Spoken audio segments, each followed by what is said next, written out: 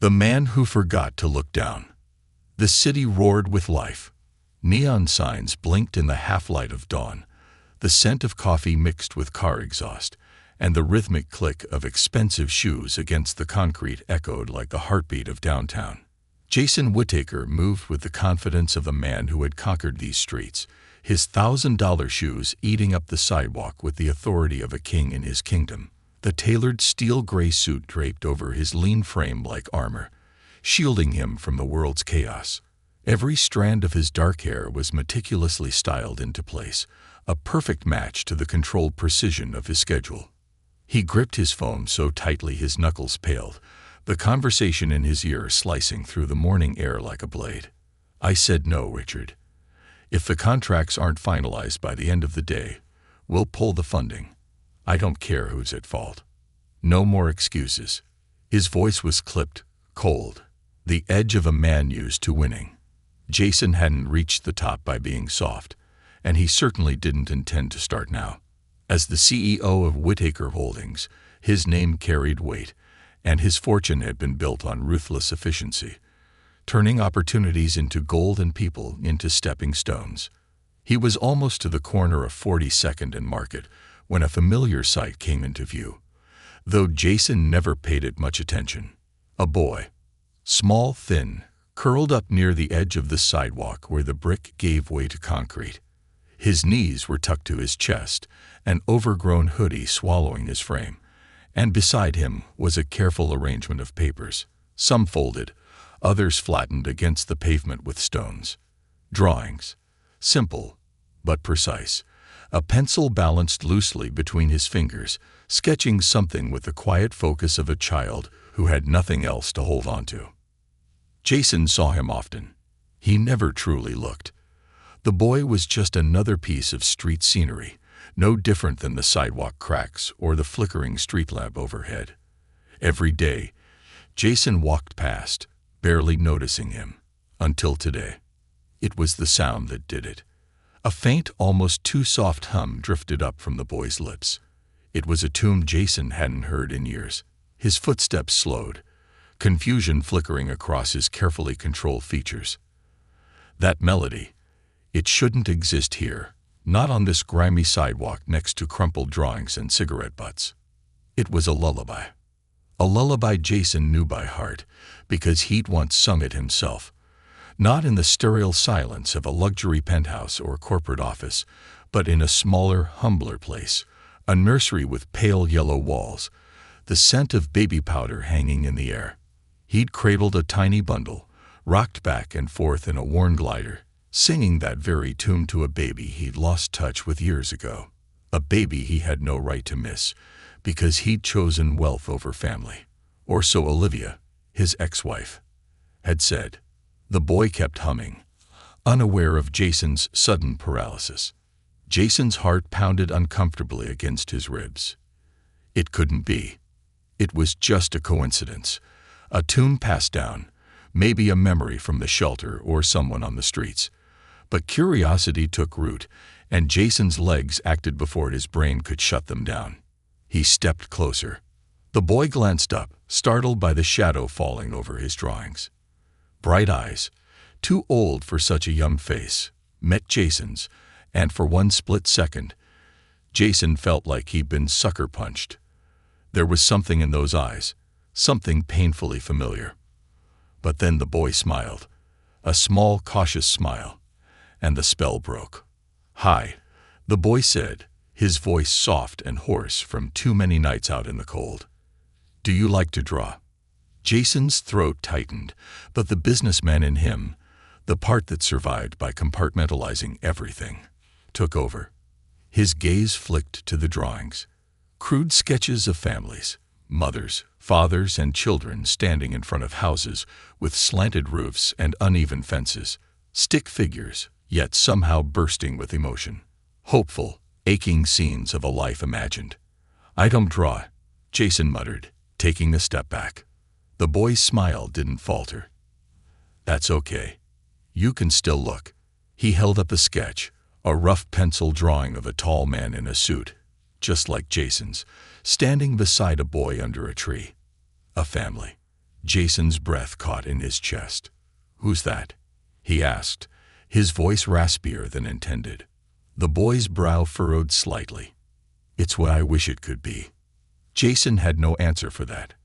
His phone buzzed, his assistant reminding him of the board meeting in 20 minutes. Without another word, Jason turned and strode away, leaving the boy and his sketches behind. That afternoon, Jason's lunch break stretched longer than usual. He wasn't even hungry. Something about the boy and that song, it gnawed at him. He found himself back near the coffee shop, peering around the corner like some guilty voyeur. The boy was still there, sitting cross-legged, sketching with the same worn-down pencil. His fingers were too thin. His shoes had holes.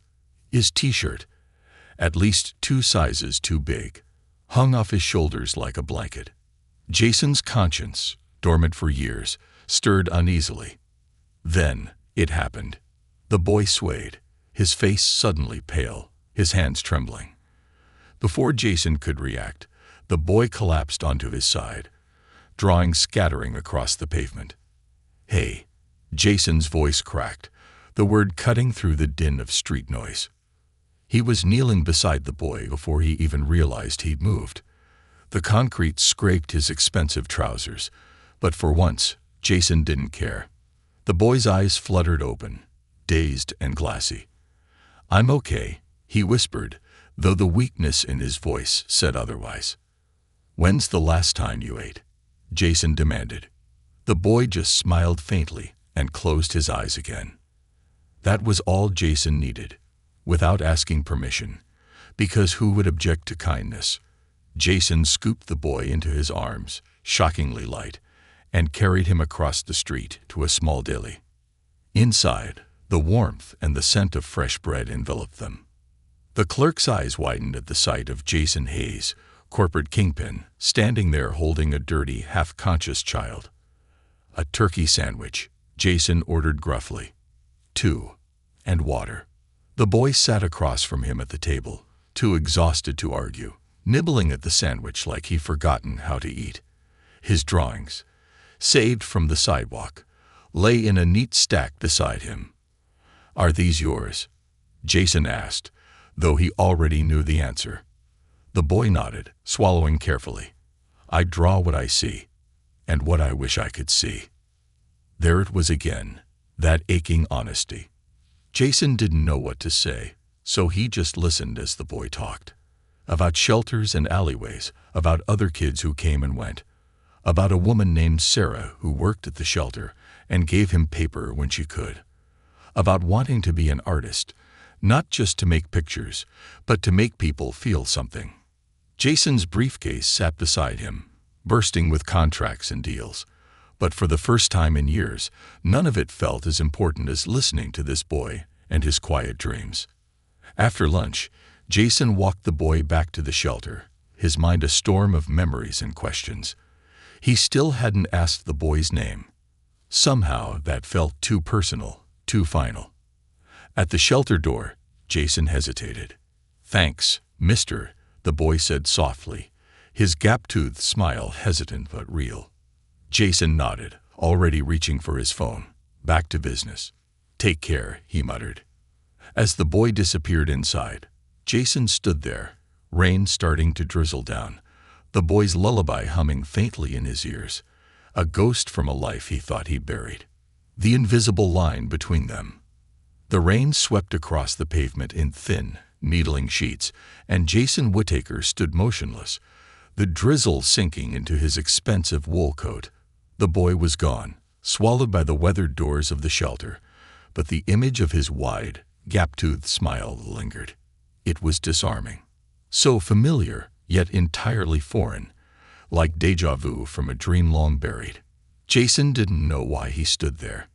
He had meetings to attend, deals waiting for his signature, and an empire built brick by corporate brick demanding his attention. But none of that seemed important right now. The melody haunted him. The lullaby. That faint, humming tune the boy had been singing, wrapped around Jason's chest like ghostly arms, pulling him back to a time when his life was simpler. A time when his world wasn't skyscrapers and profit margins, but a small room with a crib and a tiny hand curling around his pinky. A time before Olivia had walked out, before his marriage had crumbled under the weight of ambition, before the silence of success had become deafening. He shook himself free from the memory and turned on his heel, forcing his feet to move, to carry him back toward the life he understood.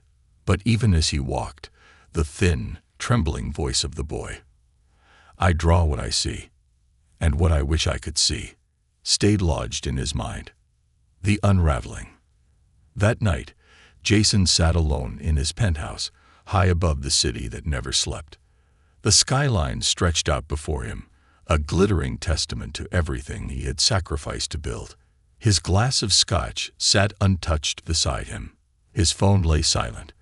Even the ever-present buzz of emails and notifications had dimmed, almost as if the universe understood his need for quiet. On the coffee table in front of him, a single piece of paper sat neatly unfolded, one of the boy's drawings. Jason hadn't meant to take it. It had been caught under his sleeve when he carried the boy into the deli, and he hadn't noticed it until hours later. It was a simple sketch, but something about it had stopped him cold. It was a drawing of two figures, a tall man in a suit hand in hand with a smaller boy.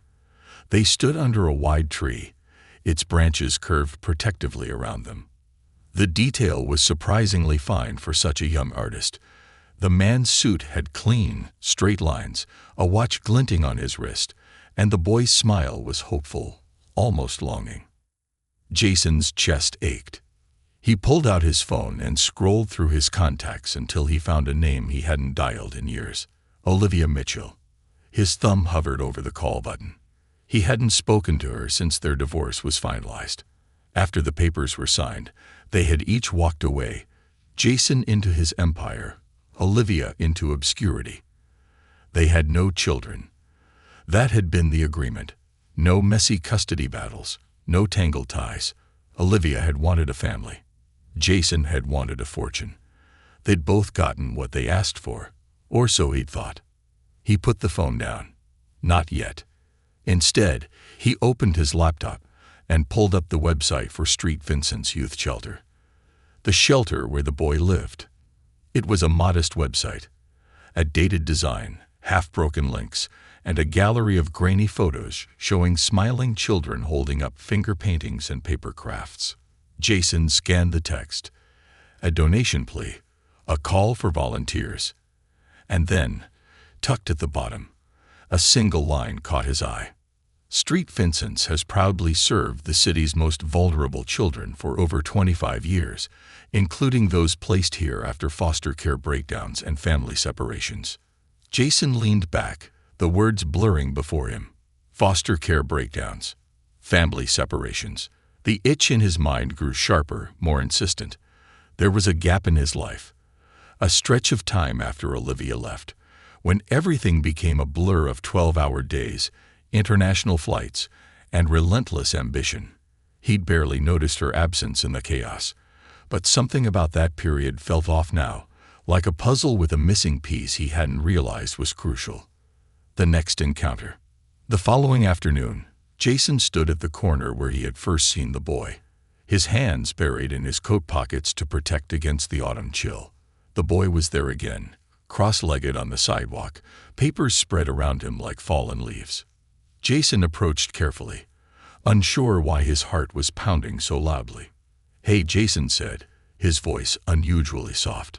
The boy looked up, his pencil pausing mid-stroke. "Hi," he said with the faint smile of someone unused to being greeted twice by the same stranger.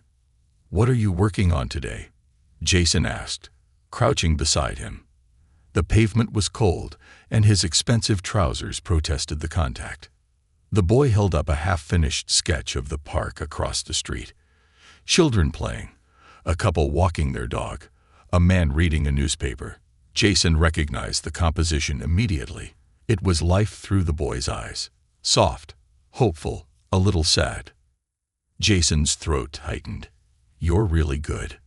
"Thanks," the boy mumbled. He ducked his head, shy but pleased. "Miss Sarah at the shelter says I should draw what makes me happy." Does drawing make you happy? Jason asked. The boy nodded. It's like, even if things aren't good, they can be good in the picture. Jason's stomach twisted. He knew that feeling. The desperate grasp at control, at creating beauty from chaos. He lived it every day, in suits and deals, and carefully constructed power. Do you know your parents? Jason asked cautiously. The boy's pencil froze. No, he said after a moment. Not really. Jason's heart pounded harder. But you remember something. The boy shrugged. Sometimes I dream about them. A lady with brown hair. And sometimes there's a man, but I never see his face, just his hand. Jason's mouth went dry. Do you remember any songs? He asked, his voice barely above a whisper. The boy hummed a few bars. The lullaby. Jason had to swallow hard to force down the rising flood of emotion. He forced a smile. That's a nice song. I like it, the boy said. It makes me feel safe. I don't know why. Jason stood abruptly, his hands shaking slightly. You hungry? He asked, his voice hoarse. The boy's eyes brightened immediately, hunger winning over suspicion. I could eat. Answers hidden in plain sight. Jason took him back to the deli. But this time, the meal felt different. They sat across from each other, not like a businessman doing charity work, but like something closer to, though neither dared name it, family. Over sandwiches and chips, the boy talked more. About his dreams of being an artist, about how he liked the smell of fresh pencils, and how new paper felt like holding a blank wish. He didn't talk much about the shelters or foster homes, and Jason didn't push. But one question burned at the back of Jason's mind. What's your name, kid? Jason asked finally. The boy smiled shyly, as if embarrassed to say it.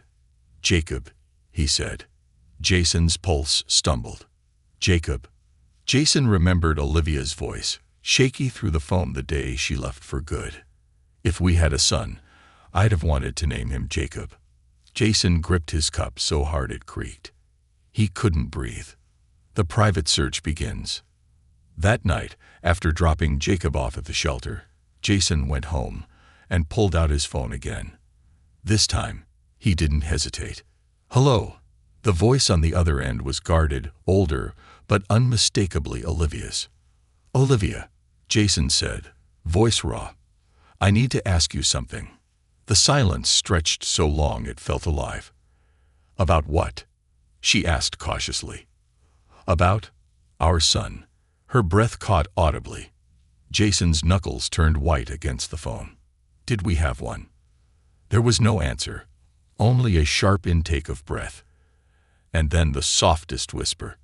We did. Jason's world tilted. His name was Jacob. Fractured paths and forgotten names. Jason Whittaker had been called a lot of things. Visionary, ruthless, unstoppable, but never silent. Yet now, silence hung over his penthouse like a weight, pressing into every corner, suffocating him in his own success. The phone call with Olivia had ended more than an hour ago, but her words echoed like they were carved into the marble floors. We did. His name was Jacob. The boy on the sidewalk, the one who sketched families he never had, the one who hummed lullabies that shouldn't have existed outside Jason's own fractured memory. Jacob, his son. Jason stood at the floor-to-ceiling window. The city sprawled beneath him like a living organism, pulsing with light and noise. All those deals, all that money. And somewhere along the way, he'd walked right past his own flesh and blood without even seeing him. The weight of it nearly buckled his knees. He had questions, so many questions, but the biggest one, why didn't you tell me, had only earned Olivia's silence before she ended the call. Jason hadn't been ready to hear the truth then. But now, it was a storm gathering inside him, and nothing in his bulletproof schedule could contain it. The echoes of choices past. The next morning, Jason didn't go to the office. That alone sent ripples through Whittaker Holdings, assistants whispering, executives speculating. Jason Whittaker didn't miss mornings. Ever. Instead, Jason found himself at Street Vincent's youth shelter, his car idling at the curb like it didn't belong. Because it didn't. This was a place for forgotten people, abandoned futures, not the sleek luxury Jason surrounded himself with. But his son was inside. That thought alone made the shelter's peeling paint and rusted gate feel more significant than his corner office. He stepped inside, the scent of disinfectant and institutional coffee greeting him. A tired woman at the front desk glanced up, her eyes registering surprise at the tailored man standing before her. "Can I help you?" she asked. Jason paused. He couldn't explain why the words felt foreign in his mouth. "I'm looking for Jacob." The woman's expression softened. "He's in the rec room, working on his drawings. He's quite talented, you know." Jason's throat tightened. "Yeah," he whispered. "I know." Seeing clearly for the first time. The rec room was small and worn, but filled with color. Posters of motivational slogans. "You matter," and "Every child deserves a chance," curled slightly at the edges, clinging stubbornly to the walls. Folding tables held battered art supplies, their paint-stained surfaces telling stories of dozens of young hands trying to create beauty out of chaos. And there, in the corner near the window, sat Jacob. His small frame was hunched over his sketchpad, one hand steadying the paper, the other moving with surprising confidence. Sunlight pooled around him, catching the edges of his hair, turning him into something ephemeral. Part real, part dream. Jason watched, frozen in the doorway. How many times had he walked past this boy? His boy. How many mornings had he been too focused on conference calls to see the life he helped create sitting in the dirt, trying to capture scraps of hope with a half-used pencil? Jacob glanced up, sensing the presence at the door. His smile was instant, shy but warm, like the sun peeking through rain clouds. "Mr. Whittaker." Jacob's voice broke the spell. "You came back." Jason forced a smile, though his chest felt like it was collapsing under the weight of secrets. "Couldn't stay away," he said, crossing the room with carefully measured steps. "You working on something new?" Jacob nodded eagerly, turning the sketchpad so Jason could see. It was a drawing of the park across from Jason's office, the same one Jacob had started on the sidewalk. But now, in the center of the scene, he'd added two figures, a tall man with a briefcase and a boy holding his hand. They weren't perfectly drawn, but the affection was unmistakable. Jason's heart clenched. "You draw a lot of families," Jason said softly. Jacob's smile faded slightly, but he didn't look away. "I like to draw what I wish I had," he admitted. "It's easier to imagine it that way." Jason swallowed hard. The urge to tell him the truth, to blur out, "I'm your father," clawed at his throat. But how could he? How do you explain 8 years of absence? How do you tell a child that his father was too blind, too selfish to look down? "I was thinking," Jason said, forcing the words through the knot in his throat, "maybe you'd want to draw somewhere warmer than the sidewalk." Jacob's brows knit together. "Like where?" Jason pulled a small business card from his wallet. "There's an art supply store not too far from here. We could go there, get you some real sketchbooks. Maybe some new pencils." Jacob's eyes lit up. "Really?" "Yeah," Jason said, smiling despite the ache in his chest. "Really." Bridging the gap. The art supply store was a wonderland. Rows of pristine sketchbooks, paints in every shade imaginable, rushes lined up like soldiers ready for battle.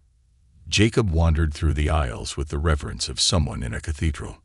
Jason trailed behind, watching the boy's fingers trace the edges of pastel sets, his eyes drinking in every color, every possibility.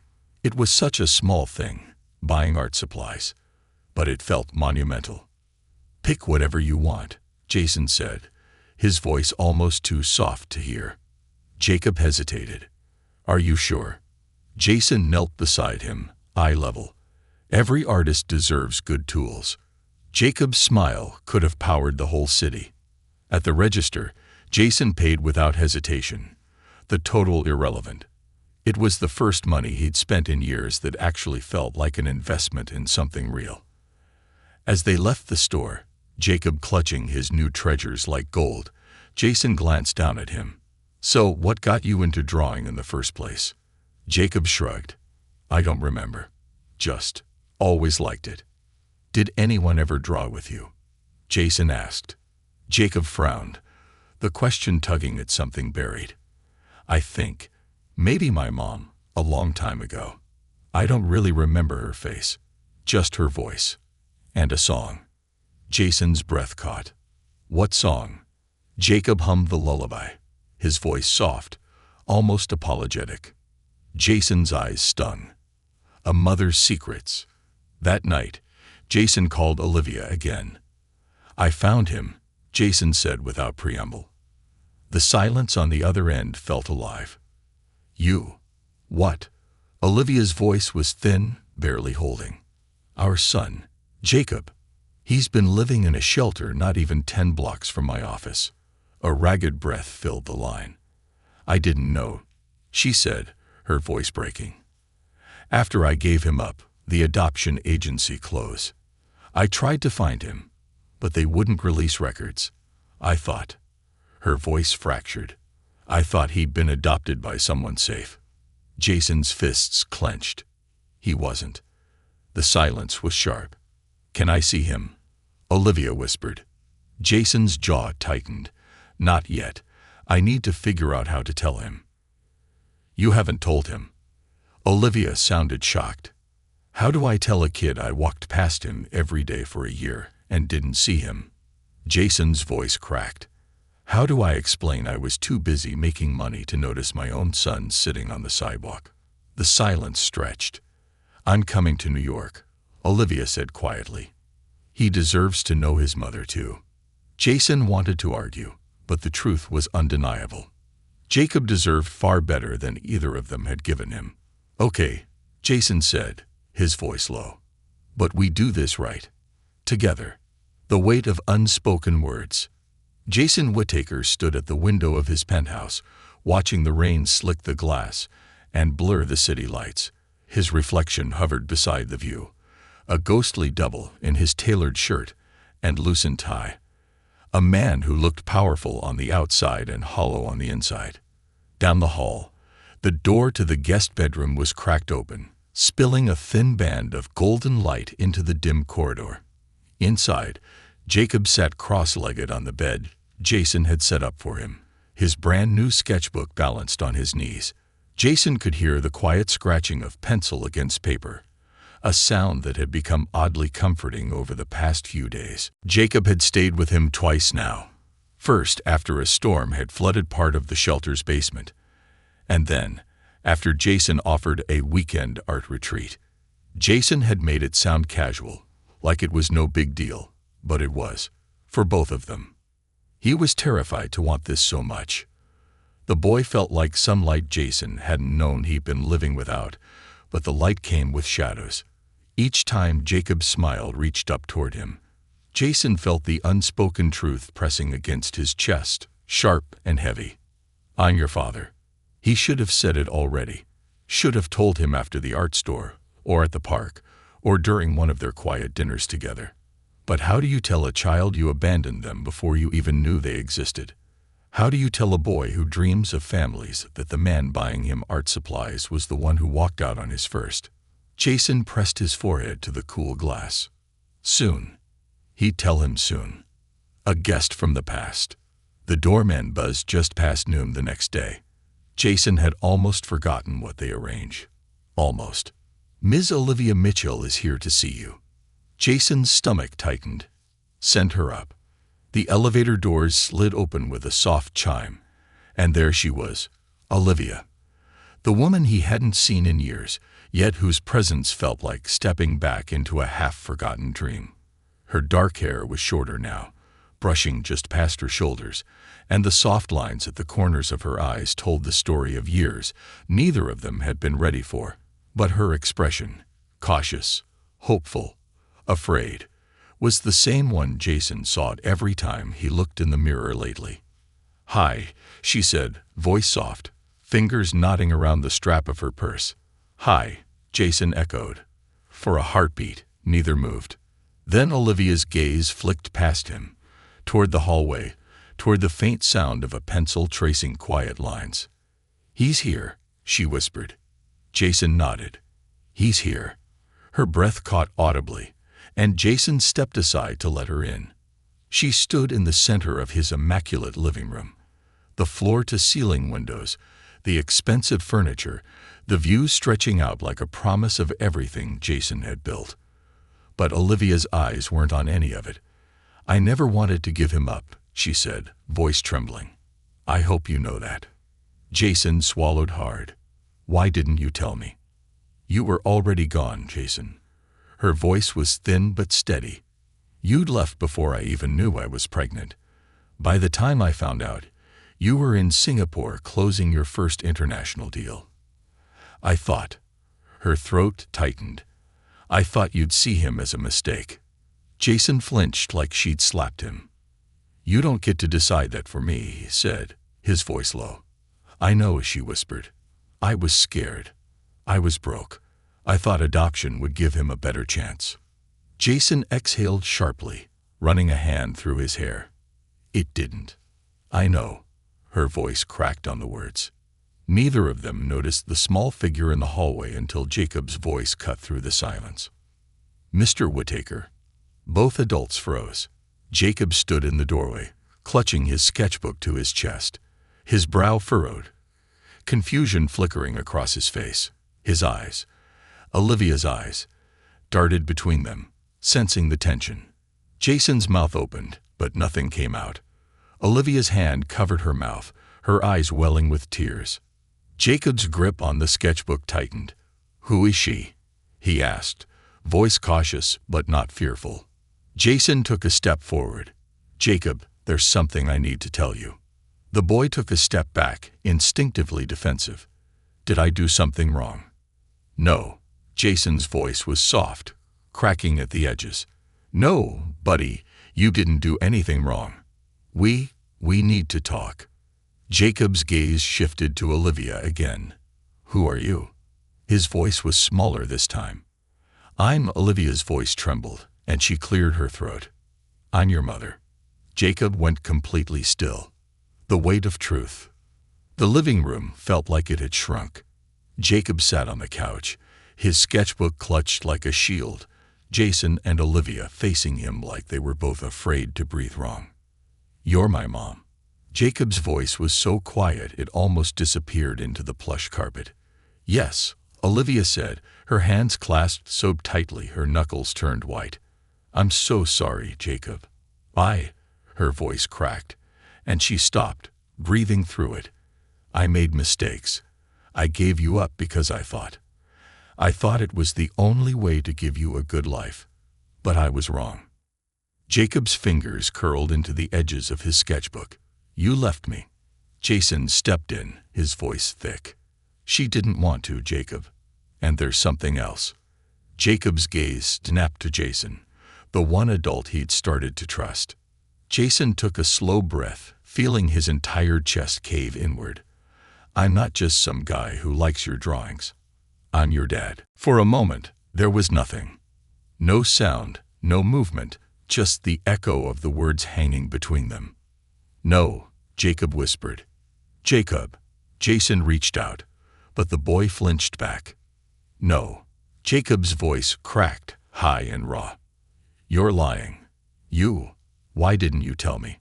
All this time you knew." Jason's throat felt like sandpaper. "I didn't know right away. I only found out a few days ago." Tears pooled in Jacob's eyes, but he held them back with the fierce stubbornness of a boy who had taught himself that crying never fixed anything. "Why didn't you want me?" Jacob's voice shook. Jason dropped to his knees, hands braced on the floor. "It wasn't like that. I didn't even know you existed until now. If I had, I would have done everything to find you." Jacob shook his head, disbelieving. "You walked past me every day.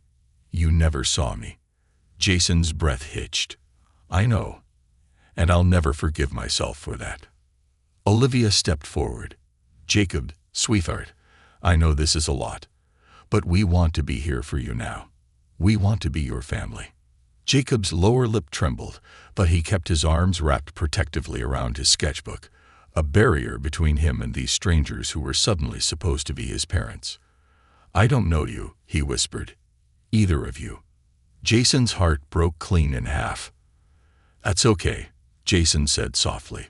We'll take this however you want. No rush. No pressure. Just, please don't shut us out. Jacob didn't answer. He stood slowly, his small body trembling with too much emotion for someone so young. Clutching his sketchbook, he retreated down the hall into the room Jason had given him, the door clicking shut with a soft finality. Olivia's hand covered her mouth, tears streaming silently down her face. Jason sat back on his heels, staring at the closed door. He'll need time, Olivia whispered. Jason nodded numbly. Yeah, time. But deep inside, he was terrified time would only make it worse. The space between us. The door to Jacob's room stayed closed for the rest of the day. Jason stood outside it for hours, his knuckles hovering over the wood, but every time he raised his hand to knock, the same question froze him. What do I even say? He had spent his whole life mastering conversations, twisting words into weapons or lifelines in the boardroom. But now, with his own son behind that door, Jason's silver tongue was useless. Olivia sat curled at the end of the sofa, her arms wrapped around her knees. She hadn't left either, like they were both afraid if they stepped too far away, Jacob might disappear again. The silence between them wasn't angry, just heavy. Two people linked forever by a boy who wasn't sure he wanted either of them. At some point, Olivia's voice broke the quiet. I used to imagine what his laugh would sound like. Jason turned, surprised by her sudden confession. Every birthday, every Christmas, every first day of school I missed, I'd sit in my little apartment and just imagine him, her fingers twisted around the hem of her sleeve. But nothing I imagined ever felt as real as seeing him in that doorway today. Jason swallowed hard. I've spent my whole life building this. He gestured vaguely at the penthouse, the skyline outside the windows. And it's all worthless if I lose him before I even get the chance to know him. Olivia wiped at her eyes. We both lost him once. We're not losing him again. Inside the room. On the other side of the door, Jacob sat cross-legged on the bed, his sketchbook resting unopened in his lap. The room was too big, too clean, too perfect. It didn't smell like the shelter, like paper towels and overcooked pasta. And the silence wasn't the familiar quiet of too many kids whispering after lights out. It was the kind of silence that pressed down on you, like being underwater. He traced the edges of his sketchbook with his thumb, but he didn't draw. How was he supposed to draw now? Everything he'd ever imagined. Every picture of a family. Every made-up dad with kind eyes and a mom with soft hands. It was all wrong. They weren't strangers anymore, but they weren't his either. They were just people who'd shown up too late. A knock at the door startled him. Jacob. Jason's voice was softer than usual. Can I come in? Jacob's throat felt tight, but he didn't answer. After a moment, Jason continued. I know you probably don't want to talk to me right now, and that's okay. I'm right out here, whenever you're ready. The footsteps retreated, leaving Jacob alone with the words, one step at a time. The next morning, Jason found Jacob curled up on the couch, half hidden beneath a blanket, sketchbook balanced on his knees. His pencil moved lazily, more habit than inspiration.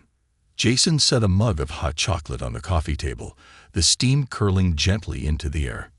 Morning, Jason said softly. Jacob's eyes flicked up for a split second before dropping back to his page. Jason took the couch's far end, leaving plenty of space between them. For a while, neither spoke. Jacob's pencil dragged across the paper, forming lines that didn't quite connect. Finally, Jason said, You know, I used to draw too. Jacob's hand stilled, though he didn't look up. I was terrible at it, Jason admitted.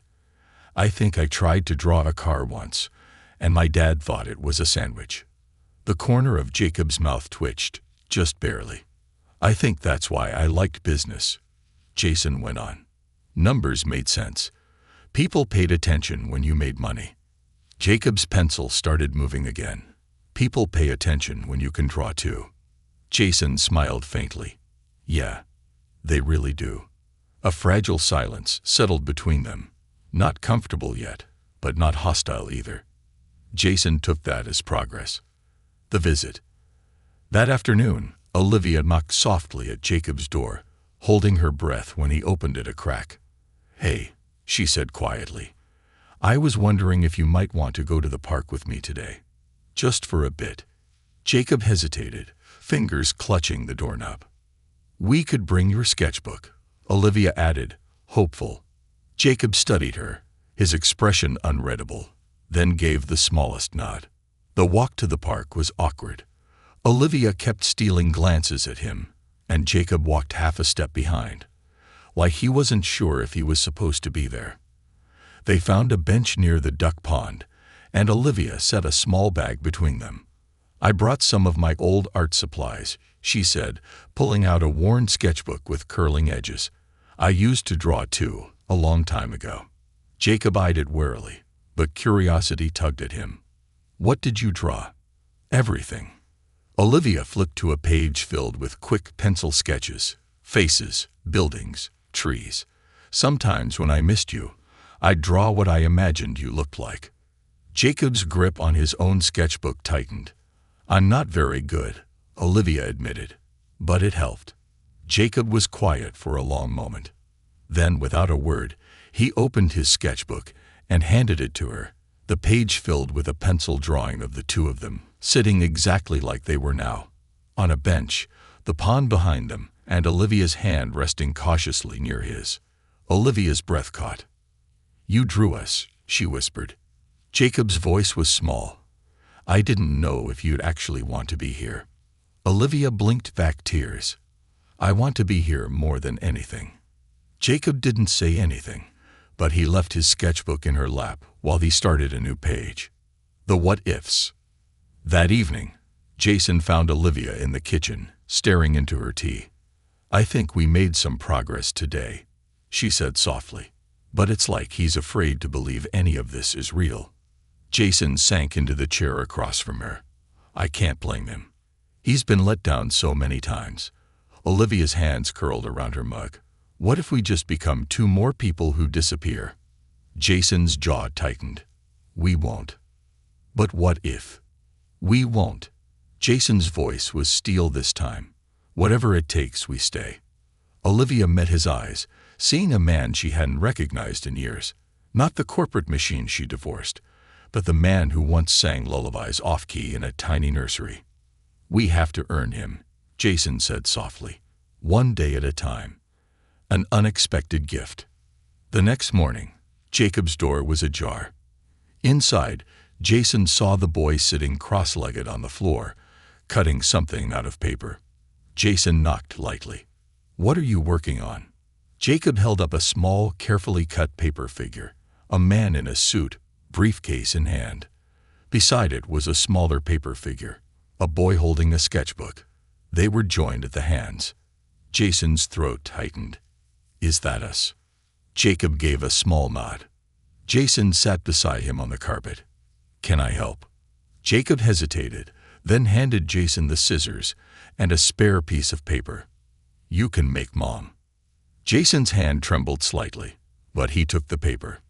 They sat together for over an hour, cutting and coloring until the family stood complete. Jason, Olivia, and Jacob, holding hands, smiling on paper the way they hadn't yet figured out how to do in real life. Jason helped Jacob tape the figures to his bedroom window, where the sunlight could catch them. They look pretty good, Jason said. Jacob's voice was soft but certain. They look like hope. Jason's heart clenched. That's exactly what they are. The first step forward. Later that night, Jason tucked Jacob into bed, something he never thought he'd have the chance to do. As he turned to leave, Jacob's voice stopped him. "Dad?" Jason froze, the word hitting him harder than any business victory ever could. "Yeah, buddy. Can we go back to the park tomorrow? All of us." Jason's throat ached. "Yeah," he whispered. "We can." Jacob's smile, shy but real, was the most valuable thing Jason had ever earned. Drawing a new tomorrow. The next morning, Jason stood at the stove, awkwardly flipping pancakes in a pan that had probably never seen actual use before. The batter sizzled, unevenly spreading across the surface. Jason could close billion-dollar deals, but pancake symmetry seemed entirely out of his league. Behind him, Olivia poured orange juice into 3 mismatched glasses.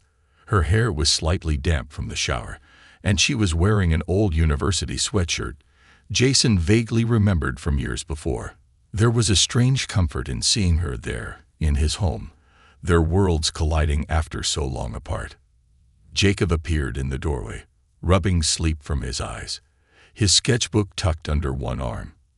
His hair stuck up in every direction, and Jason made a mental note. "I need to learn how to do his hair." "Morning," Jason said, trying for casual. Jacob stared at the pancake disaster on the stove. "Are those supposed to look like that?" Jason grimaced. "Let's call them abstract pancakes." Jacob snorted, and for a second, Jason saw it. The unguarded laugh of a kid who wasn't bracing for disappointment. It was fleeting, but it was there, and Jason held onto it like a lifeline. Olivia pulled out a chair. "Come sit, sweetheart." Jacob hesitated, the old instinct to retreat flickering across his face, but then he sat between them, his sketchbook placed carefully on the table. Jason set down a pancake that looked vaguely like the state of Texas, and Olivia slid a plate of cut fruit beside it. It wasn't perfect, but it was theirs. Sketches of hope. After breakfast, Jason watched Jacob flip through his sketchbook while the boy chewed the corner of his thumbnail, a nervous habit Jason recognized now. He was working on something new, though Jason couldn't see what. "You working on a masterpiece?" Jason asked, leaning down to glance at the page. Jacob's hand darted over it, shielding it. "Not yet," he mumbled. Jason didn't press. If the boy had taught him anything, it was that trust wasn't something you demanded. You earned it in inches.